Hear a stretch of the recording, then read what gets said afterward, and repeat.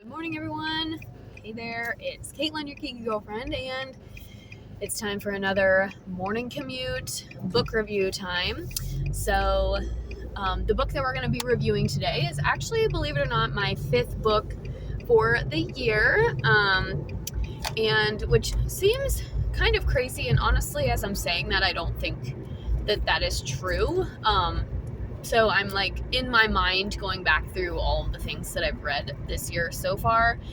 The most recent read was Iron Flame. And then I read Eleanor Oliphant is Completely Fine. And I feel like there was something else before that. And honest to God, I can't even remember, which is so sad. But I think that's just kind of the fog that I've been living in lately. It's February. It doesn't feel like February, but we made it to February, which means we're that much closer to March. And at the end of this month, something really exciting here locally happens. So at the end of this month, the butterflies arrive at the Franklin Park Conservatory, and I woke up this morning so excited about that and just like really wanting to get to the end of the month so that way we could go see the butterflies again. And I just absolutely love spending my weekends and like free days at the conservatory. And anyway, that is a little aside, but so yeah, Iron Flame, Eleanor Oliphant is Completely Fine, and there was one other one. So I feel like this book was only book number 4, but my Goodreads says that it was book number 5. So, you know, we'll have to look into that. I'll correct it in the description, and I will also put all of the books that I've already read in the description of this video, because in case you missed anything, you can go back and watch any of my latest reviews, and you don't want to miss them because Iron Flame certainly was a doozy, so make sure you go check that one out. But today we are going to be reviewing something that I was really excited about. So we're actually going to be talking about The Assistant to the Villain, which is the first in a 3-part so far series by Hannah Nicole Maher.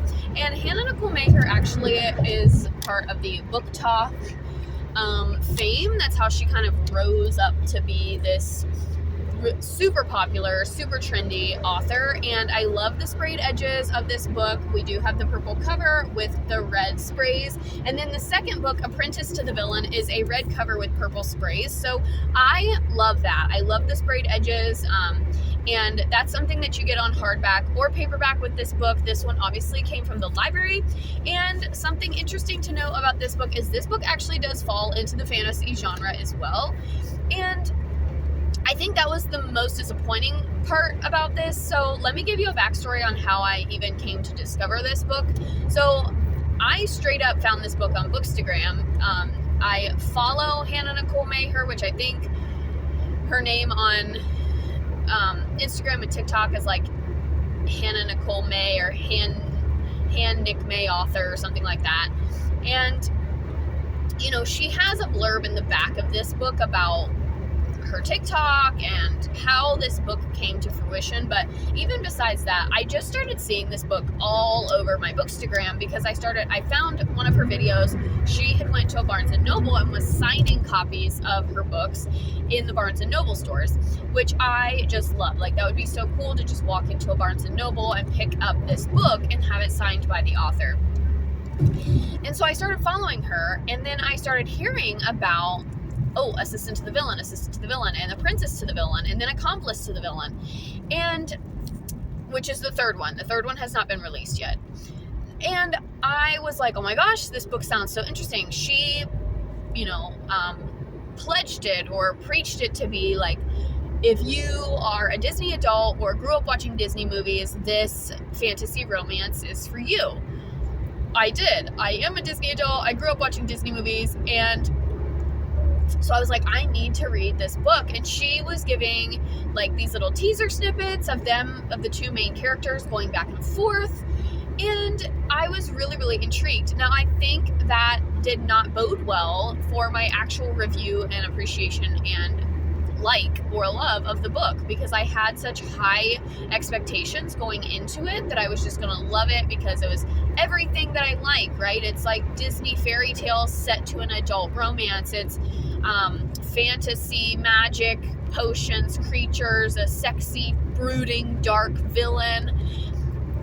And several of those things were in there, but also several of them were missing for me as well. So as always, this is going to be a little, it is going to be as spoiler free as possible, but I do need to talk about some of the plot details in this review because I think it's important to clarify like what I did and did not like about this book, because it's not that I didn't like this book, but if you watched my Bookstar ratings last year, which is still up on my channel, you can go find it, of how I come to my ratings for all of my books. Essentially every book that I read starts at a 3, and if it does not overly impress me, it stays at that 3. But if it puts me to sleep, if I'm thinking about DNFing it, it just kind of goes down the bar. And then if there's a no-no trope, then that's when it gets the 1 star, like something that I just do not like, don't have any interest to read about, that's when it gets the 1 star, even if I finish the book.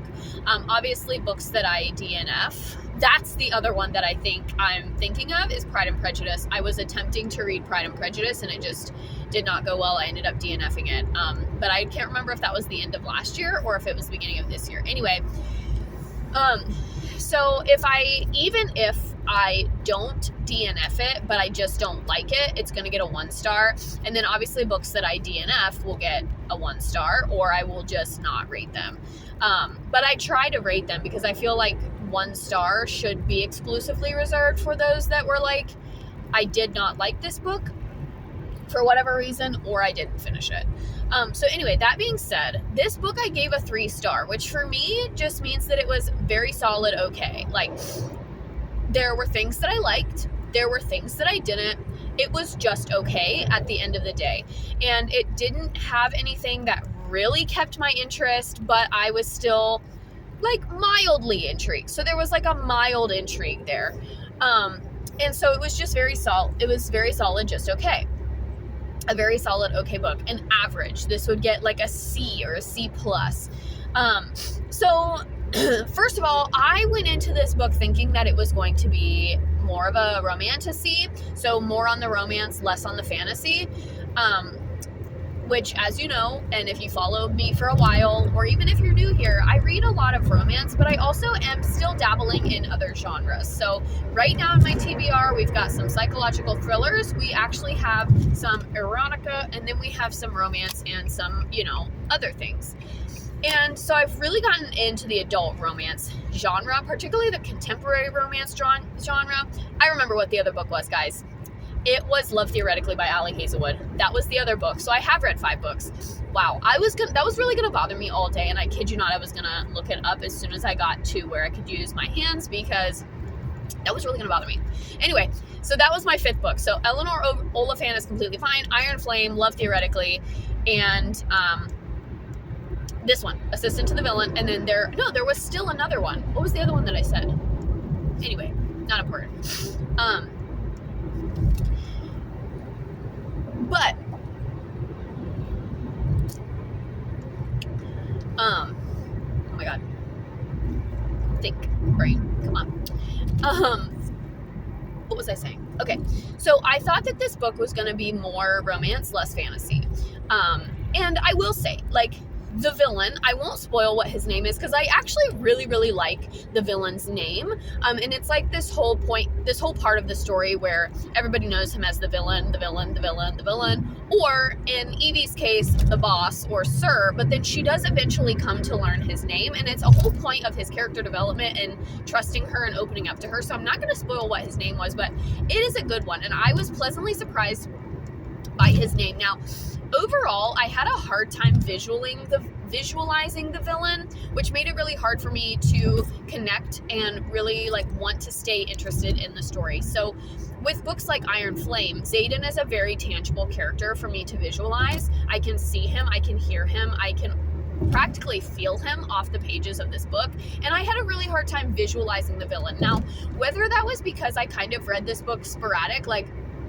I would read this book for 20 minutes at a time until the very last, 100, where I kind of just binged it out, or if it was just because of the writing and the lack of descriptors, I'm not sure. You get some things, notice of his hair, and you get notice that he wears a lot of black and black leather specifically, and then his pants like hug, you know, you get different things that are supposed to be kind of teasing, but when reading it, never got anything about his face other than his eyes. And so it was really hard for me to picture this man as a character. Now, Evie, on the other hand, I had a very clear picture, but it was weird reading it because it was like, I could see Evie, I could see everything that she was doing, and then it was like this faceless character that I just couldn't place. And I went back and forth in my mind about what he as a character was looking like, and I just couldn't really connect. And I think that was part of the problem that I had with it. The other part of the problem is it was just a very, very, very slow burn romance to lead up to really the only thing that happens in this book in terms of affection is a kiss and a hug and some hand holding. So it is very low key. It is a very slow burn. And I have realized that I am not a huge fan of the slow burn. Like, I would rather there be this sickening sweet affection from the beginning, this very clear connection from the beginning, or a very clear enemies to lovers with this like bitter distaste, which you know they're going to end up together, or just a crap ton of tension that is like in flirting that is just dripping off the pages. And again, that's something that for me this book was lacking in. Now, was there some tension and some flirting between the villain and Evie? Of course. And that's a little bit of a spoiler, sorry about that. But it was so slow and like painstakingly so. Now, again, part of that is the villain's character development and his inability, or his feeling that he has the inability to feel affection because he is this villain. And so again, watching him open up to her, watching him realize his feelings for her, it is all part of the storytelling. But for me, it just took way too daggone long, and I wanted more out of them in terms of affection. And quite honestly, I wanted a little bit more physical action between the two of them, because when I went into this book, I was expecting romantasy, but this book is definitely heavier on the fantasy side than the romance side. So we've got lots of magic in this, potions, creatures, fairies, pixies, like all the things that occur in a fantasy book. You've got them all wrapped up into one, with the exception of like vampires that we don't have in this yet. But Evie as a character was pretty interesting because, again, remember at the beginning of the video I said that Hannah Mayer has described this book as an adult, or as a romantic fantasy for Disney adults. And that's because Evie is picture perfect, the rendition of Snow White come to life. She's got dark black hair, wears red lipstick, wears like yellow skirts, bright colored dresses. So Evie is a little bit of all of your favorite Disney princesses combined into one. So she's Snow White, she's Belle because she loves books and loves to read, but she also loves animals and can talk to, you know, fairy forest creatures like Aurora and Pocahontas. So she's got those things going. She also has a Mulan vibe going on because she carries daggers and is not afraid to use them. And so there are a lot of pieces of your favorite Disney princesses all wrapped up into one little ball of joy, Evie. And I think as a character, Evie is well written. I think I like her, you know, feminist kind of ideals and mantra that she doesn't need, like, she can be the one to save the villain. She doesn't always have to be the damsel in distress. So kind of taking that hero story and flipping it on its head. But also, this book does alternate between Evie and the villain's personalities and perspectives. So you get her side of the story and seeing her conflicting emotions in terms of this character, and then you also get him feeling conflicted over the opposite. So that was kind of interesting.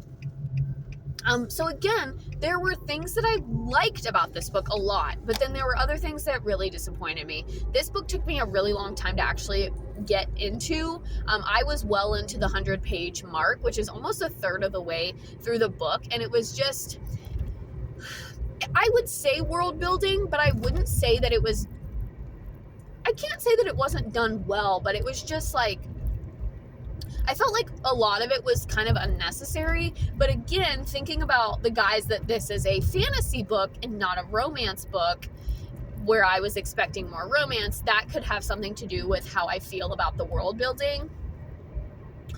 I'm trying to think if there's anything else, because we're about 3 minutes away from work. I don't think so. Overall, it was just okay. I never once thought about putting it down or like DNFing it, but I also wasn't, like, I did kind of have to talk myself into keep reading it because I did want to finish it. And it is a 3-part series that we know of. There might be more books coming after the 3rd one. But for right now, the 1st and 2nd one are available to purchase. And then she's currently writing the 3rd one. And I liked the ending. The ending is a little bit of a cliffhanger. We get that tease into the 2nd book. And so I liked the ending of this. And it did make me excited to read the 2nd one, but I can say up until about 3/4 of the way through the book, I was not interested at all in reading the 2nd one. I was like, oh, this is going to be a one-off. I'm going to read the 1st one and then be done. And then the ending kind of picked it back up, and I said, okay, maybe I'll read the 2nd one. Am I going to rush out and read the 2nd one right away? No, because this one just kind of disappointed me. But am I thinking that maybe the 2nd one would deliver a better hit? Yes, possibly. I don't know. So will I read the 2nd one in this year? Maybe. Maybe not. Maybe it'll be next year when I read it. Who knows? I think it's going to depend on if I can find it on sale maybe, and when I can get it from the library. So like I might put in for it maybe over the summer when I read a little bit more and can really dive in a little bit deeper into the books, because I had a really hard time, like I said, immersing myself in this story also. For different reasons. I had a hard time visualizing the villain. I had a hard time just immersing myself in this world. And so that could have affected my enjoyment of it as well. I just had a hard time, like, really,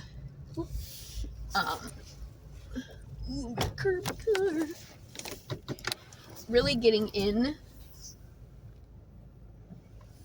I'm trying not to curb my car here, but it's going to be kind of tricky.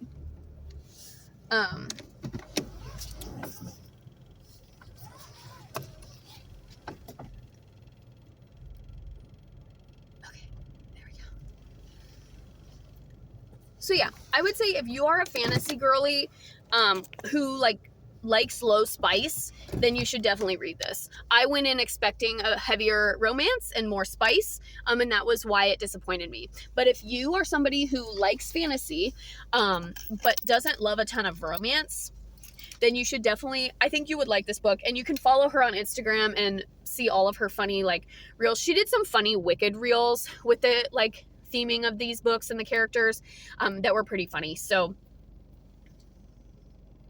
yeah, so I think that is all that I wanted to say in this video. So you guys got my drive to work and now kind of my walk out of work. So I had to pause, went to work, and now we're finishing up the video. It's a beautiful day here in Ohio. It is like 60 degrees. Feels amazing. My jacket is from Box Lunch. It is the Powerline collection, which Shop Disney just did drop their own version of this, but I like this one better. Anyway, yeah, so let me know in the comments if you have read Assistant to the Villain or any of the others, especially the sequels, because like I was saying, this book I almost was deterred from reading the sequels during my experience reading it. Now, like I said, after finishing it, I'm like, no, I'll probably read it. But, oh my gosh, it is such a nice day.